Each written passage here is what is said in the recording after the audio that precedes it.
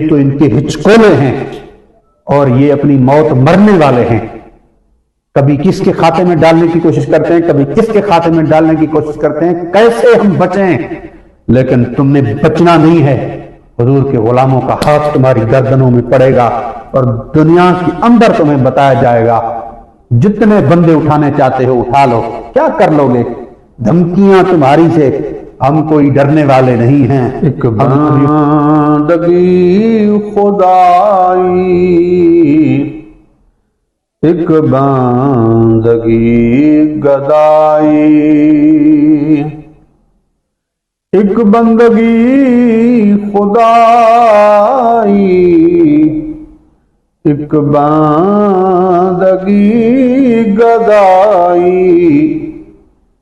یا بندہ خدا بن,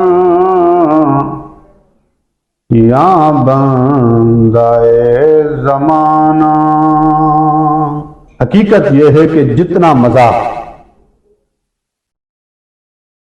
آپریشن کے دوران آ رہا تھا کہ اور شیلنگ کے دوران, فائرنگ کے دوران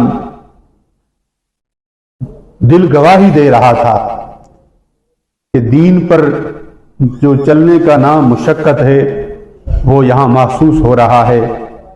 گولیوں کی برسات تھی, شیلنگ کا دھواں ہی دھواں تھا, دل مطمئن تھا. حضور کے غلام اس طرح سینہ تانے کھڑے ہوئے تھے اور وہاں پر ناچ کر یہ کہہ رہے تھے کہ ستمگر آ, ہنر آزمائیں, تو برست آزما, ہم جگر آزمائیں. ان حضور کے غلاموں کو لاکھوں سلام. یہ تحریک کیسے دب سکتی ہے جن کے کارکنان کا بھی اتنا جذبہ ہے, جو شہادت کو گلے لگانے کو تیار رہتے ہیں. اس تحریک کو کون دبا سکتا ہے؟ یہ تو ان کے ہچکولے ہیں اور یہ اپنی موت مرنے والے ہیں. کبھی کس کے کھاتے میں ڈالنے کی کوشش کرتے ہیں, کبھی کس کے کھاتے میں ڈالنے کی کوشش کرتے ہیں. کیسے ہم بچیں؟ لیکن تم نے بچنا نہیں ہے. حضور کے غلاموں کا ہاتھ تمہاری گردنوں میں پڑے گا اور دنیا کے اندر تمہیں بتایا جائے گا. جتنے بندے اٹھانے چاہتے ہو اٹھا لو, کیا کر لو گے؟ دھمکیاں تمہاری سے, ہم کوئی ڈرنے والے نہیں ہیں. ہم امیر المجاہدین کے حر ہیں, باتوں والے نہیں ہیں.